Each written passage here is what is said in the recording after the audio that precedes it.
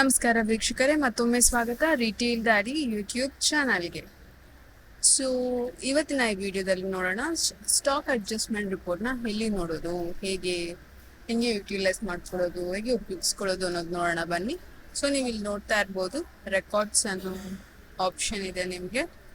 S, records ಅಲ್ಲಿ ನಿಮಗೆ ಇಲ್ಲಿ ಸ್ಟಾಕ್ ಅಡ್ಜಸ್ಟ್ಮೆಂಟ್ ಅನ್ನೋದೊಂದು ಆಪ್ಷನ್ ಇದೆ. ಎಸ್, ಸ್ಟಾಕ್ ಅಡ್ಜಸ್ಟ್ಮೆಂಟ್ ಅನ್ನೋ ಆಪ್ಷನ್ ಇದೆ. ಸೊ ನಾನು ಏಪ್ರಿಲ್ ಫಸ್ಟಿಂದ ಇವತ್ತಿನ ತನಕ ತಗೊತೀನಿ ಗೆಟ್ ಡೇಟಾ. ಸೊ ಇದು ನಿಮಗೆ ಸ್ಟಾಕ್ ಅಡ್ಜಸ್ಟ್ಮೆಂಟ್ ರೆಕಾರ್ಡ್ ಇದು. ಸೊ ನೀವು ಇಲ್ಲಿ ನೋಡ್ಬೋದು, ರೀಸನ್ ಕೊಟ್ಟಿದ್ದೀವಿ, ಮತ್ತು ಕ್ವಾಂಟಿಟಿ ಎಷ್ಟು ಚೇಂಜ್ ಮಾಡ್ಕೊಂಡಿದ್ದೀವಿ, ಮತ್ತು ಅಡ್ಜಸ್ಟ್ ಟೈಪ್ ಪ್ಲೇಸ್ ಮಾಡ್ಕೊಂಡಿದ್ದೀವಿ, ಮೈನಸ್ ಮಾಡ್ಕೊಂಡಿದ್ದೀವ, bar code, then product name, date. So ಪ್ರತಿಯೊಂದು ನೀವು ಇಲ್ಲಿ ನೋಡ್ಬೋದು ಡೀಟೇಲ್ಸ್ನ. ಸೊ ನೀವು ಇದನ್ನ ಎಕ್ಸ್ಪೋರ್ಟ್ ಮಾಡ್ಕೋಬೇಕು ಎಕ್ಸೆಲ್ ಶೀಟಲ್ಲಿ ಅಂದರೆ ನೀವು ಎಕ್ಸ್ಪೋರ್ಟ್ ಮಾಡ್ಕೋಬೋದು.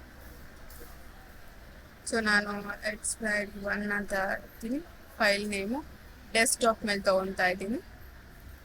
ಸೊ ನಾನು ಸೇವ್. ಓಕೆ, ನೀವು ನೋಡ್ಬೋದು ಇಲ್ಲಿ ಡೆಸ್ಕ್ಟಾಪ್ನಲ್ಲಿ, ಇಲ್ಲಿ ನೋಡಿ ಎಕ್ಸ್ಪೈರ್ಡ್ XP1 ಅಂತ ತಗೊಂಡಿದ್ದೀನಿ. ಎಸ್, ಈ ಥರ ನೀವು ಎಕ್ಸ್ಪೋರ್ಟ್ ಮಾಡ್ಕೋಬೋದು ಎಕ್ಸೆಲ್ ಶೀಟ್ನ. ಸೊ ಇದಾಗಿದೆ ಇವತ್ತಿನ ವಿಡಿಯೋ ವೀಕ್ಷಕರೇ.